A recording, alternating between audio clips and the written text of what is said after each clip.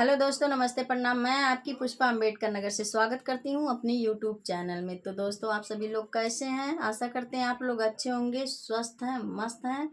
तो दोस्तों, आप सबके बीच में एक हम गीत लेके आए हैं, मंडप गीत, शादी होते समय।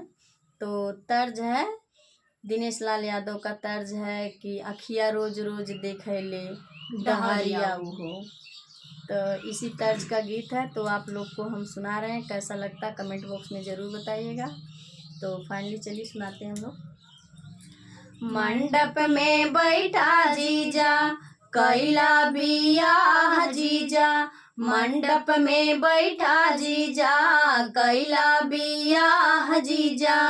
त मम्मी पापा कई है बाया जियाऊ हो, त मम्मी पापा कई है बाया जियाऊ हो।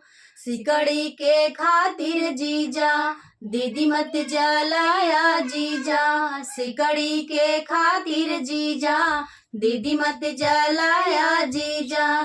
त मम्मी पापा कई है बगरी बियाऊ हो, त मम्मी पापा कई है बगरी बियाऊ हो। मंडप में बैठा जीजा कैला बियाह जीजा, मंडप में बैठा जीजा कैला बियाह जीजा। त चाची चाचा कई है बाया जियाऊ हो, त चाची चाचा कई है बाया जियाऊ हो। दहेज के खातिर जीजा दीदी मत जलाया जीजा, दहेज के खातिर जीजा दीदी मत जलाया जीजा। त चाची चाचा कई है बगरी बियाऊ हो, त चाची चाचा कई है बगरी बियाऊ हो। मंडप में बैठा जीजा कैला बियाह जीजा, मंडप में बैठा जीजा कैला बियाह जीजा। त भैया भाभी कई है बाया जियाऊ हो, त भैया भाभी कई है बाया जियाऊ हो।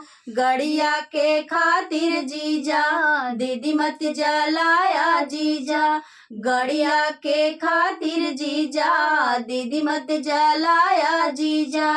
त भैया भाभी कई है बगरी बियाऊ हो, त भैया भाभी कई है बगरी बियाऊ हो।